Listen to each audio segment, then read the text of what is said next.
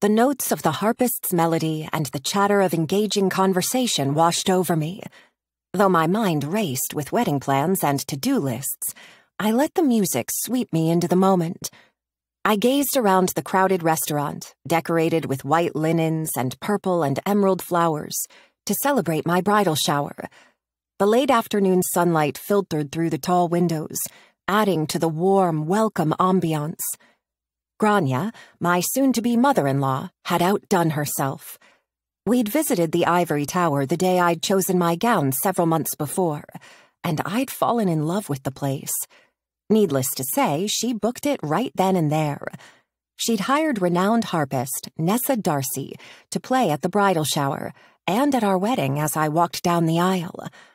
My life was turning out to be a real-life fairy tale. Well, if you didn't count the instances of murder that seemed to follow me around.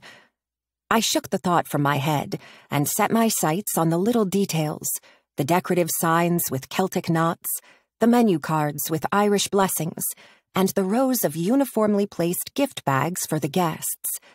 Overwhelm and gratitude pushed hard on my sternum. I cleared my throat so as not to cry. Magella would be furious if I ruined her perfectly done makeup. Women from all over the world had come to wish me well. Some I knew, most I didn't. But my main group was here: Rylie, Amelia, Molly, Clara, and Telly. Though Telly had been pretty standoffish the entire night, sticking close to the bar on the far side of the room. Mom had flown in early to help Grania with the final wedding preparations. But a few months before, Mom had almost called Telly out for something, and Telly didn't seem eager to let that happen again. "You okay over here?" I asked, slipping onto the bar stool next to Telly, careful not to catch the fabric of my emerald skirt on any errant nails or slivers of wood. Telly smiled. "I'm great. This is amazing." Telly's previously spiked black hair had grown out some and had been curled into short waves. She wore far more makeup than usual. This was the first time I'd seen her in anything but casual dress. But she was rocking a one-piece black jumpsuit with tiny bits of shimmer that matched her nails. "You can come to hang out with us," I said gently. "I don't want you to feel like you have to be stuck over here." "No," Telly said too quickly, sucked in a breath, and smiled. "No, it's okay. I'm good over here. You know how I feel about social situations." I worried it was more than just the social situation she was avoiding, but I wouldn't push. She'd become one of my best friends as we worked on several murder investigations together. But even as close as we were, she wasn't terribly open about her past. Telly was a whiz with computers and the internet and all things technology. Plus, she was kind and loyal. It made up for her mysteriousness.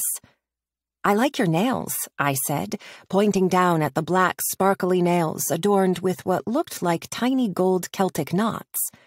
"Are those little charms?" Telly held her hand up and examined her fingertips as they sparkled in the light. "Just stickers, but I'm glad you like them. I wanted to stay on theme." "I'd have never guessed," I said. "You don't have to stay over here with me," Telly said. "I'm sure you have a lot of people to talk to. You are way more important than most of them." I squeezed her shoulder. "But you're right, I should probably mingle, especially with all the gifts they brought. The invitation said no gifts, yet the gift table looks like it's about to break under the weight." "One gift is from me," Telly said sheepishly, then added, "It's nothing big, but I made it especially for you." She stood and gave me an enormous hug. "Thank you," I said. "You didn't have to do that." "I wanted to," she said as she tightened her hug. "Now get out there and mingle." I was about to turn to walk away, but stopped.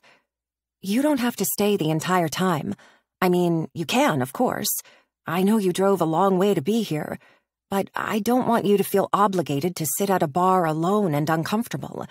Not that I won't come back and chat, I just—" "Take a breath," Telly said. "I know what you mean, and I appreciate it. You're the best friend I've ever had. I want you to know that."